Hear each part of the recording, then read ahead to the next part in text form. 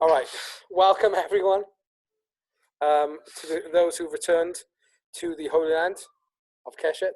Can you actually guys see me? This is idiotic. But in any case, this is ridiculous. No, I don't mean on the screen. I meant physically. In any case, we are going to be continuing the shiur about Mashiach ben Yosef and finishing that off. And then next week, we're going to be picking new themes. In previous years, what I've done is actually given out the whole essay. We read through it because it's an incredible, inspiring essay that Rav Kook has, which is basically a eulogy for Hertzl. We're not doing that today inside because it will. Can you please turn the sound off? I'm trying to. It's not working. If you just turn down the sound, then completely. It's not going all the way down. Okay. No worries. Whatever you want. All right. So let me just share screen, and we will continue from where we left off. Where is this thing? If you notice, look at this improvement I made. This graphic didn't exist beforehand. 1 second. Let me show you. 1 second. View. How do I do this? Yes. Look at that. Look who it is. Who is it? Who are the people in the background? Can you see? Rav Kook and Hertzl. Yeah, Rav Kook and Hertzl, who were alive at almost the same time. Well, no, Where's sorry, the brightness? they were alive at the same time, and they actually knew of each other. There you go. Were they good mates? Well, they both had beards.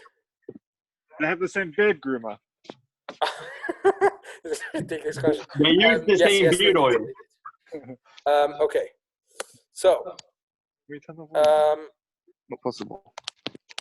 Okay. oh yeah, you can. If at the bottom left, you can press share device audio or something, and then you can turn it off. I'm going to start now. We said Mashiach ben David is going to die. Question is, if he's going to die, what's going to happen next? Are we basically messed up? Are we completely lost? So even though Sephardim damn for him not to die, when I say Sephardim, I mean in some Sephardim it says in brackets, here you daven for him not to die. We need to decide what's going to happen next. It isn't too late. A corrected Mashiach ben Yosef can still be born. So this is a quote from him, from Rav Kook. This is translated, obviously. By the same token, you should know that when Rav Kook was for the Brits here, which are two of the three who are here are Brits, and Nathan's on if he's still here, is also British. When Rav Kook was stuck in Britain during the First World War, he used to go to the London Museum every Friday to see paintings. No, Erez goes to the British Museum for the archaeology, history. So Rav Kook went there for the Rembrandt because he was really inspired by the art.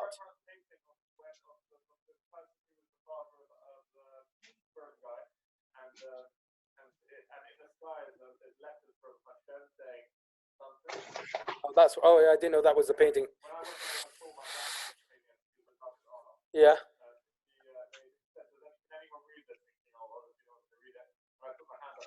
That's cool. So in a similar way, in Wales, this is very, very bizarre.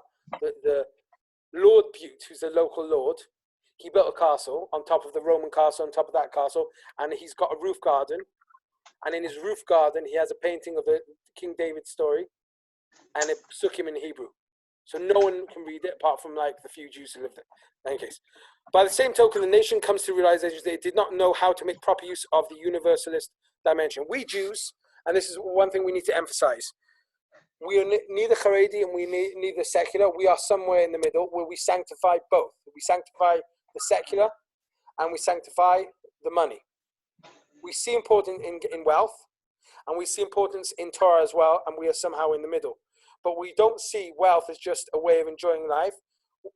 Wealth is a means to an end of being a powerful nation who can affect the world, inspire the world. That doesn't necessarily mean every time you buy a Mars bar, are you doing the right thing, which is, you probably should do that as well. But it does mean that the wealth has a certain purpose. Yes, Joseph.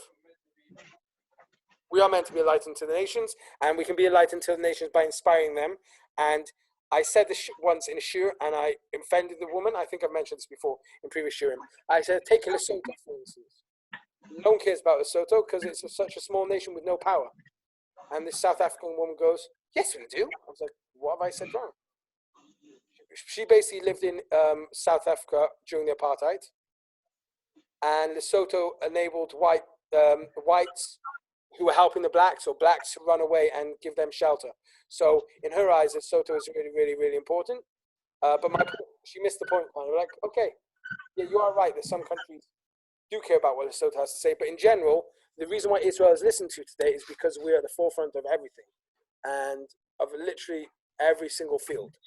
Okay, so by the same token, the nation comes to the realization it did not know how to make proper use of this universal dimension, did not understand how it could contribute to Israel's unique destiny. In that way, it could have survived. How could we have survived, right? Who was the first king of Israel? Shaul, then Shaul, David, then David, Shlomo. Shlomo. Oh, sorry, Ephraim, I've turned you down, so I should be able to hear you as well. Hi, Ephraim. So, Shlomo, who's the next king of Israel? After Shlomo.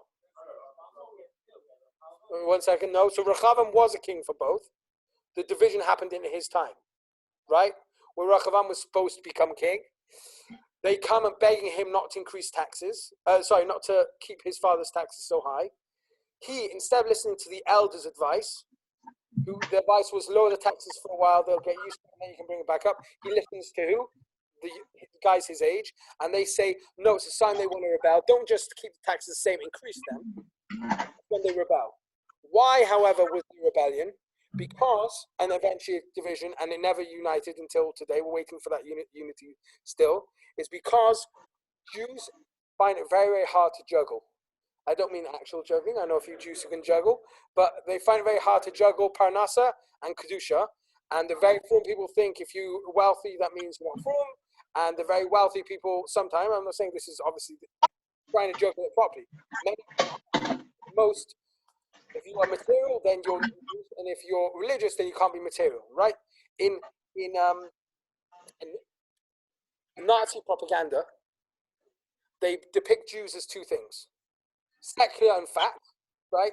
The bankers never have kippah on, right? You've noticed that, right? They may have big noses and still look Jewish, but they don't depict them as religious. Or you have the Haredi who's thin and basically dying of hunger, right? And like asking for money for donations. Never is there, most of the time in anti-Semitic literature, you don't have a frum Jew who's also wealthy. Okay, why? Because unfortunately, most people haven't lived there yet, and I mentioned this in last year with Avi there. There was the golden age in Spain where many of the Sephardi Jews were able to juggle both, and even in I know you said, but it's also because they were incredibly, incredibly wealthy. I'll lend you a book. I bought a book thinking it was like really scholarly about the Spanish Inquisition. It's actually a kid's book. No, it's still very informative, but it doesn't have pictures and stuff. But it's 90 pages with like double spacing. What's it called? Okay. The nation labored under illusion brought on by the devices of exile. These two forces are truly at odds. The result is that whoever holds up the universal side of the nation becomes, unfortunately, an enemy of Torah and mitzvot. Contrawise, whoever focuses on the uniquely Jewish becomes an adversary of material well-being. In the first scenario, the defense Torah is broken down. In the second, the result is weakness and morosity. Okay? Meaning, let me explain this very hard English because it was written in very hard Hebrew. Religious people look down at someone who's material, and material people look down at someone who's religious.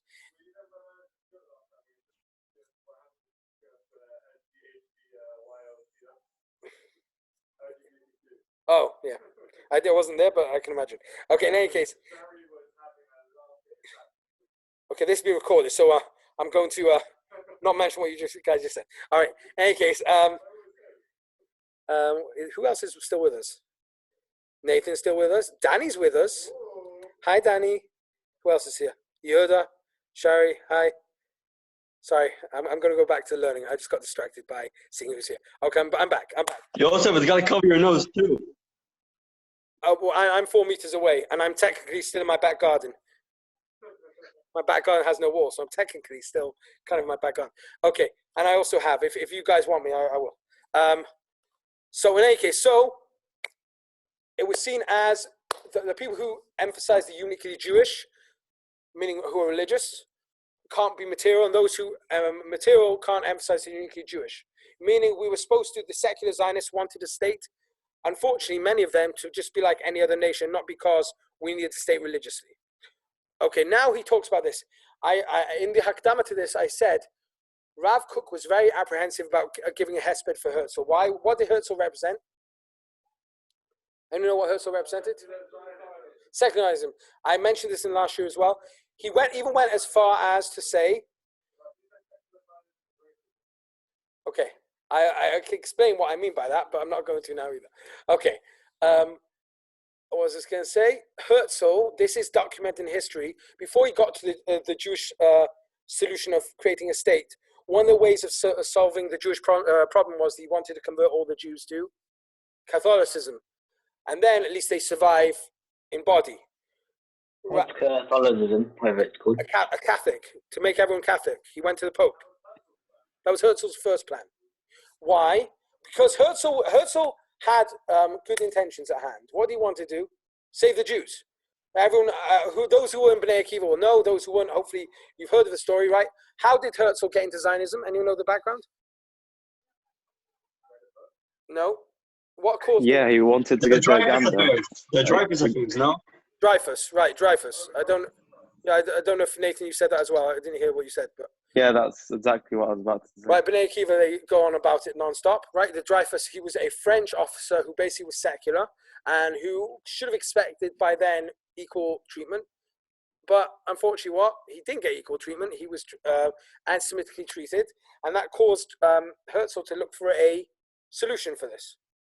One of the solutions was, well, if I want Jews to survive at least, if they assimilate completely the whole nation, then they'll survive. He saw that wouldn't work in the end for whatever reason, and he went to a Jewish state. Jewish state didn't necessarily need to be in the land of Israel. It could be anywhere as long as it saves Jews.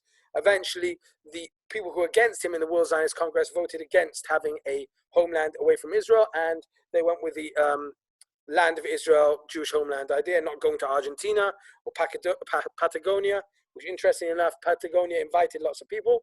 Patagonia is the only place in the world where, aside from Wales, they speak Welsh. Because They also got Nazis there today. Pardon? Patagonia is a clothing. It's southern Argentina. What? I said southern Argentina, but isn't it filled with Nazis today? Like they escaped the Holocaust. I haven't done my research on Nazis in Patagonia. I know the X-Men, they feature there, but I don't know, aside from that, I don't know.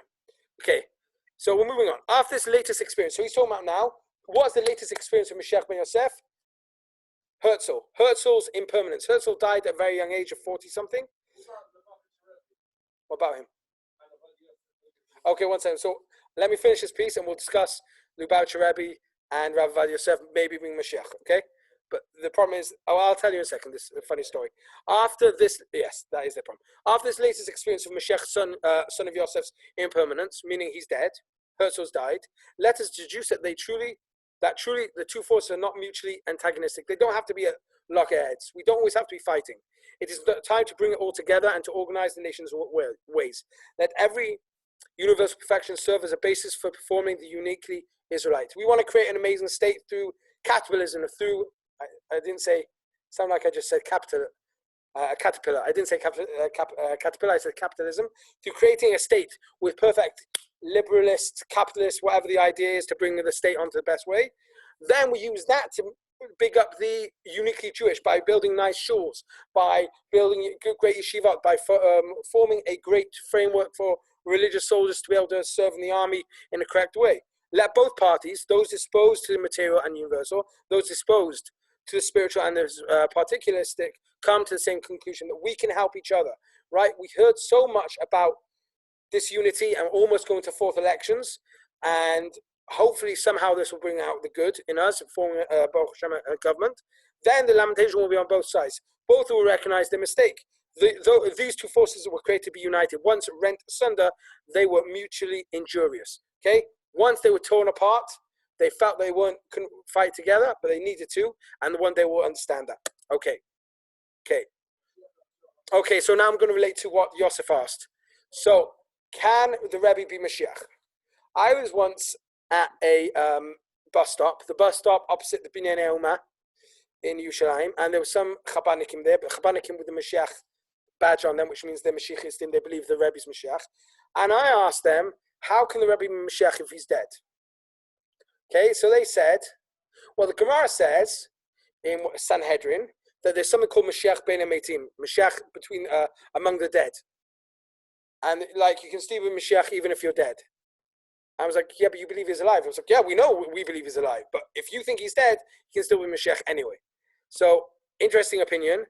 However, the simple reason why he can't be Mashiach right now is because there's no Beit HaMikdash and no change was made by him to bring the Beit HaMikdash, and we're missing tons of concepts which are supposed to happen in the days of Mashiach. Could have been Mashiach ben Yosef? Yes. Could have been a possible Mashiach and it just wasn't the time? Yes. The fact that the Rebbe wasn't Mashiach doesn't mean that there's anything intrinsically bad about him. It just may mean that the generation wasn't ready. So too about Rav Ovadia Yosef and other Chachamim. Again, Mashiach ben Yosef may be a completely secular Jew, and unless he understands finally that what he's supposed to do with the big materialism is then bring it towards closer to the holiness, he may not be killed by us, Chas Shalom, but he may not be able to survive.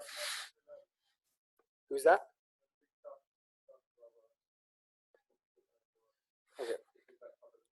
Okay, so we can't know for sure who it's going to be. And I want to say one thing which is clear from what Rav Kook is speaking about. Mashiach ben David has to be an individual. Mashiach ben Yosef may not have to be an individual. It might be a period of time. We're now for sure in the times of Mashiach ben Yosef. We're seeing material. Yes, there's a lot of poverty in Israel and not everything's perfect, but we're seeing a revolution here that's not been seen ever, where there's so much wealth. So much, okay, now 1 million people, I think more than 1 million now, are out of work because of the this crisis, but crises aren't the standard, right? Baruch Hashem, Israel's doing very well, and the reason we're able to deal so well with this crisis is because we were doing so well beforehand, okay? Had this crisis come 40 years ago when Israel wasn't doing well, Hashem Yishmor, what would we have done? Okay, all right, so if you remember the start of the show, we talked about a pasuk, which Jonathan ben Uziel translated, which is very cryptic. And he talked about 2 kings, Achav and Omri. Okay, the quality of love of nation was exemplified by Achav. Sorry, Achav and Omri, and we had a second. Who was the other king? Oshia. So one king was Achav, who was the son of Omri. He loved Am Yisrael a lot, so much so that he loved Am Yisrael so much that the unifying factor among Am Yisrael enabled the kingdom to continue. The quality of love of nation was exemplified by Achav. He had such love for Israel. He followed in the way of his father's Omri. He was an Oved of Zar who added a city to Israel. Now, why say he added a city into Israel? Omri was able to, most kings of Israel, the northern kingdom, didn't have sons or grandsons who were kings. They were killed off. Whereas David's great-grandson was still a king. It continued until the last king of Yehuda. Whereas by Israel, there's no son after son most of the time. Omri's son, grandson, and great-grandson were able to be king because he built a city in Israel, which the Gemara talks, the Midrash talks about. If you build a settlement in Israel, you have more zchiyot than it outweighs doing a Avodah Zarah even. But on top of that, Achav brought a lot of unity. Even when pierced through an arrow, does anyone know? The Brits hopefully I know this. Oh, and the Americans might know as well from the War of Independence. Why did the British soldiers, for years and years and years, wear red clothes? Even though red clothes are stupid regarding camouflage. To look scary. So you can't see them bleeding. It said to look scary. Avadi over here says to hide the blood, right? Yeah. No, it's... No, but it's true. Historically, it's true. Okay. Historically, it's true. Being recorded. Historically, it's true that they wore red. When did they change it? In the war against the Zulus in South Africa, where they realized they're just being slaughtered because it's terrible camouflage. Okay? Achav. Josh, I don't think he's here. Josh, are you here? No, he's not. Okay, Josh can relate to it? Maybe. I don't think he's ever been at war with the Zulus, but I hope not. Where was I? So Achav got pierced in his heart, and he asked to be propped up against the wall, so that his soldiers wouldn't see that he'd been injured. Meaning, instead of running off to Mada to get treatment, or running off to ICU, he stayed in battle and was propped up. Such courage comes from a wonderful love. Okay, he even had a superficial love for Torah because he refused to give back the Torah. They said, give up everything and we'll leave you alone. He was willing to give up his wife, his kid, his own daughters, but he wasn't willing to give up the Torah. Nevertheless, he did not comprehend the value of Torah and its unique divine sanctity. Oh, how is that commendable? 1 second, let me just finish the line. Thus he followed in the ways of Isabel and the pagan rites practiced by the contemporary nations, meaning he had a base love of the Torah. He respected it, but he didn't bring it into their own lives. So you have enough people who say, "Ani dati believe," but it doesn't change the way they act. They still respect the Torah, they still connect to it, but they don't actively do it. Yeah, Frank, what's your question? Frank? Rob, it was my question. Oh, hi, Danny. Sorry. Yeah, go on. I was like, how is it commendable that he would give up his own family, but when it comes to like something which he can get back, he didn't want to give that up? It's not commendable that he wanted to give he's willing to give up his wife and children. It's commendable that even though he was willing to give those up, he wasn't willing to give up the Torah. It's not like, well done for giving up your wife and daughters to save the kingdom. Even though it's twisted, he understood the Torah is more important. Okay? I mean, you're supposed to give up your life to keep the Torah in some ways. Okay? You're not supposed to give up your daughter and your children and stuff. You're not supposed to. However, and this is why he's a bit twisted and this stuff wrong, but he had some value of the Torah, but the love for the nation overcame a lot of other things, and he was over the Vazar. He worshipped idols. Okay?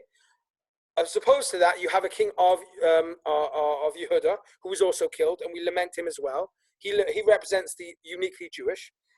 At the other end, Yoshia strengthened the spiritual dimension. In this respect, he was unequaled among kings. Okay?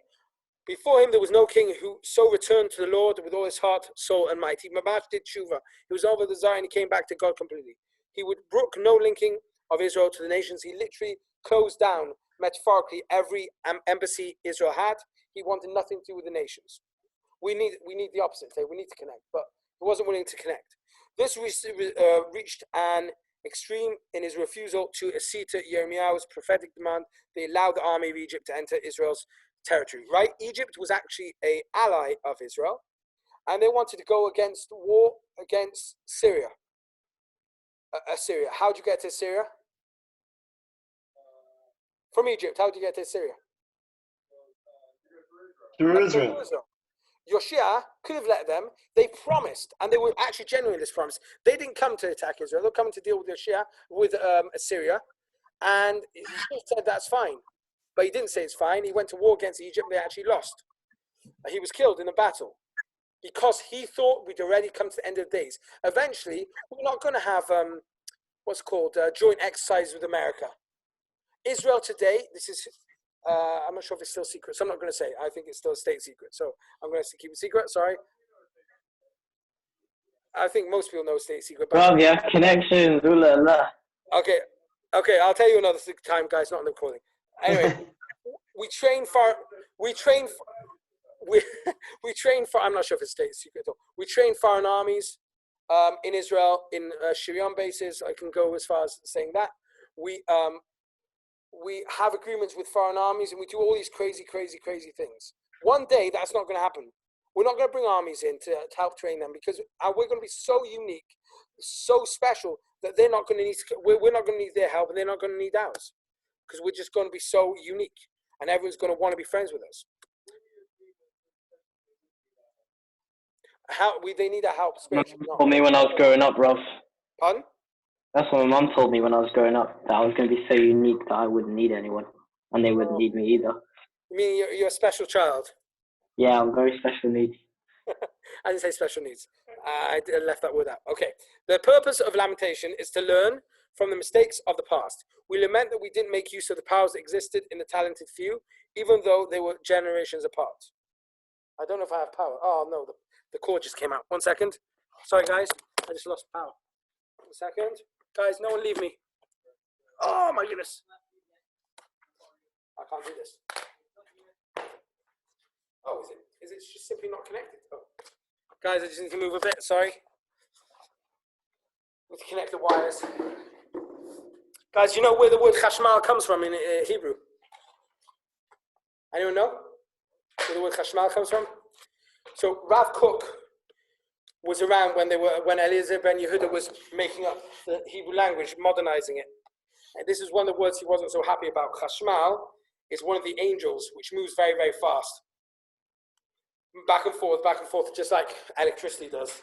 And he wasn't so happy about the choice because you shouldn't be using Chashmal, holy words like angels, to describe something mundane like electricity, but it's stuck. So, in any case, so I am back in with the, okay.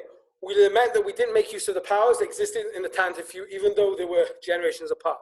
This lamentation that Zechariah makes, which Yonatan ben Uziel translates to refer to someone else, two different kings who lived generations apart, and the ground shook because he revealed these secrets. We were referring to two kings who didn't use the kochot they had properly. They should. Achav had the physical power, but not the spiritual. He didn't use the spiritual. And Yeshayahu had the spiritual, but forgot the physical.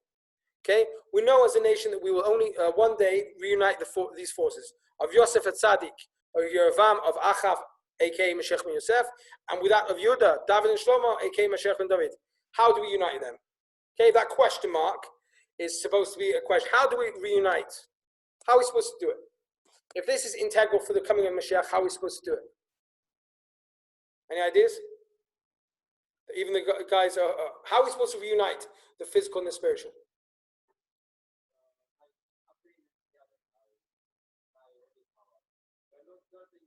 Rob, can you repeat that, please? Okay, so Yosef gave an answer. Ephraim, I'll just repeat the question. The big mistake was that the spiritual and the material became separated. And we messed up big time because they became separated. To bring Mashiach properly, we're supposed to reunite them. We're supposed to reunite Mashiach ben Yosef and Mashiach ben David. The Etz Yosef and Etz Yehuda, we're supposed to reunite. Okay? How are we supposed to reunite them? So, Yosef, I'll repeat it for the recording, for the guys at home, I mean. What did you say?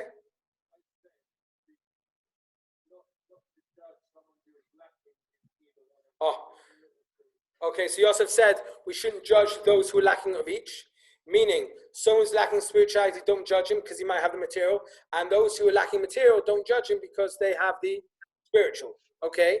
Anyone else at home have, and Ovadia said to increase both. Okay? Go on, anyone have anything at home? How do we reunite the spiritual and the physical? Any ideas? Okay, I'm going to continue then. Okay, so Rav Kook says this. There's no guidebook, and it may not be an easy ride. Okay, it's not going to be an easy idea. Now the truth is, as long as the nation is fractured and incapable of uniting powers, at times an attempt at unification will actually result in some theological or moral damage. Okay, don't know if you guys saw in the news. This happened in America, a similar case, where a baker wouldn't make a wedding cake for a gay couple. Okay. And he got taken to the high court or the local high court, and he was forced to make it because it's prejudice. Okay, in Israel now,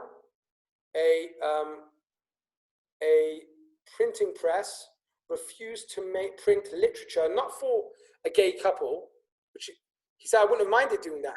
It was like for not propaganda, but stuff that they wanted to put out about gay rights and stuff. And what's funny is the printing house was called Keshet, which is rainbow. Which is, anyway, so they were from Beersheba. One second, and they got sued, and the high court, one of the courts, so Beit Mishpat HaShalom found them guilty, and fined them more than 100,000, around 100,000 shekels, I can't remember, and already the money's been raised to pay for it by people who say this isn't fair. Meaning, the printing press said, had a gay person asked us to print, we know how the problem. But they asked us to print literature, which is promoting their ideas. That's something different. So when we are struggling, we are struggling to actually do the unification properly, it can cause theological or moral damage, right? That's what we're having now. We have huge machlokot on stuff which shouldn't be an issue. Someone should be able to exercise their opinion on who they want to print for, who they want to give their business to, but no, we're not allowed to. Okay, that to which the prophet Zechariah only alluded, Yonatan ben Uziel paraphrased in Aramaic and made manifest, whereupon the land of Israel shook for an era area of 400 square parsecs. In a generation unprepared for uniting these two tendencies, bringing them together produces a short circuit. Okay? When we try and unite them too early, or when we're not prepared to do it properly, it can mamash, mess up everything. It can destroy and damage everyone. Undaunted, Yonatan ben Uziel declared, "It is known to you that I did this neither for my own glory, nor for the glory of my father's house, but only that controversy not proliferate in Israel." We are not interested in machloket. We need to unite the forces. Through the door of intellect lies the way to unify these two resources, both of which are indispensable. Solutions must be found, and we have to find solutions. So when I asked, Yosef said through not judging. When Ovadia said through strengthening. I can't remember if someone at home gave an answer or not. But we have to find solutions, and it may not be easy. But if we keep the two camps apart, it's going to be very, very hard for us to ever get somewhere. We have to realize that it's a process which we need to do. Okay. So what's expected of the leaders of our generation? Okay. Bennett, who's representing the Yamina party, Rav Rafi Peretz, the rabbis, Rav Druckmann. What are they supposed to be doing, the leaders? And even the secular leaders. How are we supposed to do it, okay? Yes, Avi, what did you say? I don't know. We'll talk about that in a second. He might get the health ministry, because I'll tell you in a second. What is expected of the leaders of the generation? The Zionist vision manifests in our generation might be symbolized as the footstep of Mashiach, son of Yosef. Zionism tends to universalism, as opposed to Jewish particularism, right? Isms, right? What's an ism? An idea. There's communism, capitalism, liberalism, all these isms, okay? Zionism is also, all right, Judaism is one of the things which doesn't really make so much sense because it's not an ism. I don't know why Judaism is an ism. It doesn't make so much sense because it's an actual religion. I don't know any, Buddhism, like there is quite a lot, Hinduism. But normally, it's supposed to mean ideals and not a religion. So Zionism has a tendency of being universal. Why did we want a state? Why did Zionism start? Apart from Hertzl, why did Zionism start? What was the historical context?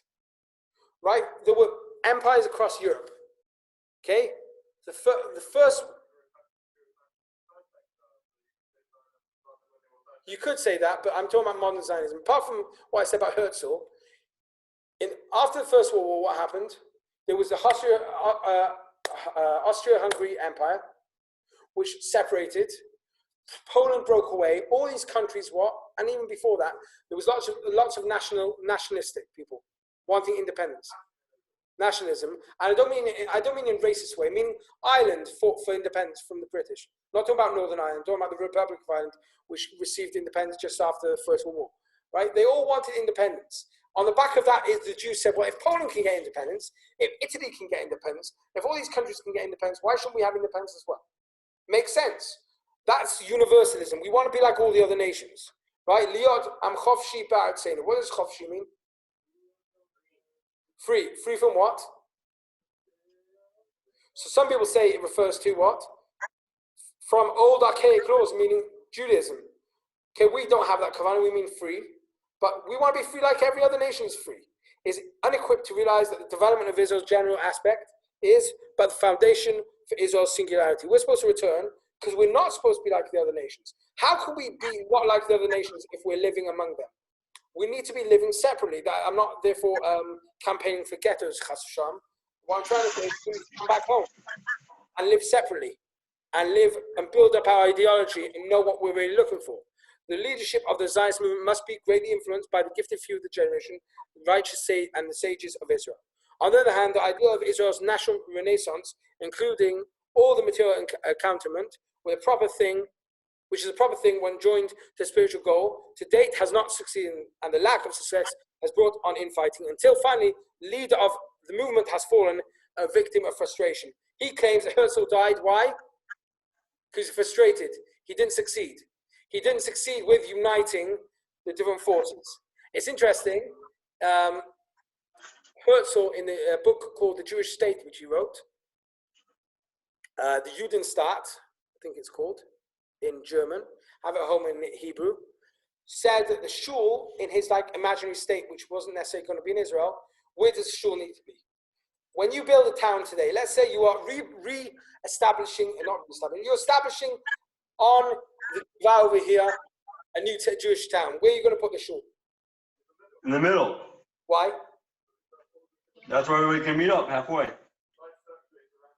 Okay, so Avi said because life circulates around this synagogue. Ephraim said. Can meet up halfway. No, it's Okay, not.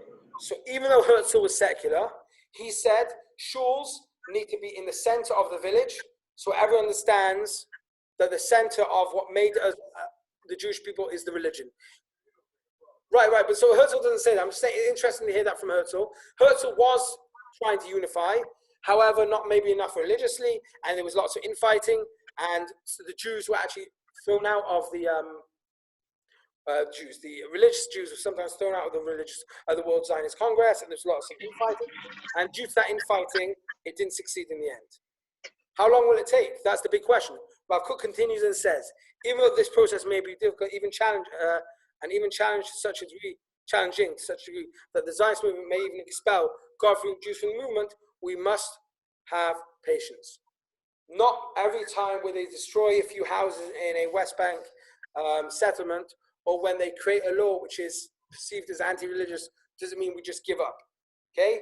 There is a big tendency in the Jewish people to give up on things, not to give up, to knee-jerk response. We know that Ama Netzach lo mefached me. Derech Derech meaning? From a long journey. Long journey, okay? My Rosh Hashiva, Rav Theodore, once mentioned that we are on a way, we're like on a roller coaster.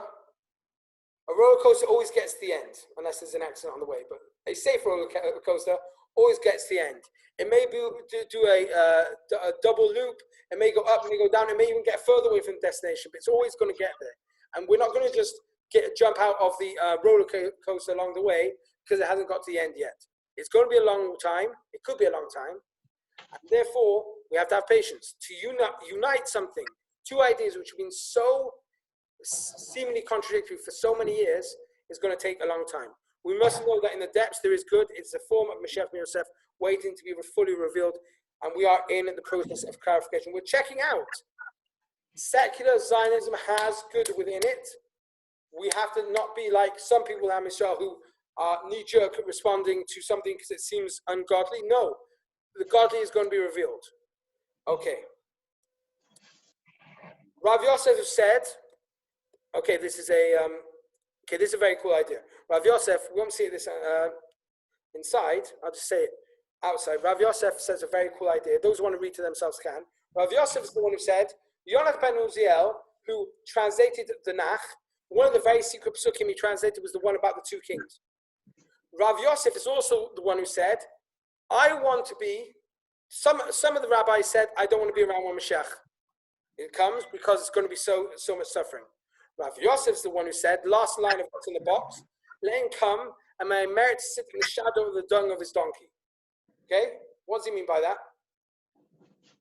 Why does he want to sit in the dung of the donkey? What does that mean? Any ideas? Anyone got any ideas why he would want to sit in the dung of the donkey? What he could mean by that? I don't know. Yeah, it's good for the skin. What? Avadi wants to say, Danny, what? It's good for the skin. I'm not sure what you're saying, Danny. I can't hear you. It's good for the skin. It's good for the skin. Very good. Okay. Danny, like that. Okay. Great. Wonderful. Avadi, you had an idea? Okay. So if any of you guys had or a bit sneaky, they could have read further and seen on the thing. Okay. Chamol comes from what word? Yeah, I know what it means. Very hot. Pardon? Cham, maybe? Hot light. What's chomer mean? Material. Chomer means materialism. He would rather sit in the dung of the donkey, meaning be in the most terrible time of materialism and still be around. Why? Because he understands that that is part of the journey. It's the journey and not the destination. We need to be part of the journey and not just join the journey when the journey is at its end. We must not fear the coming of the process. It has already begun.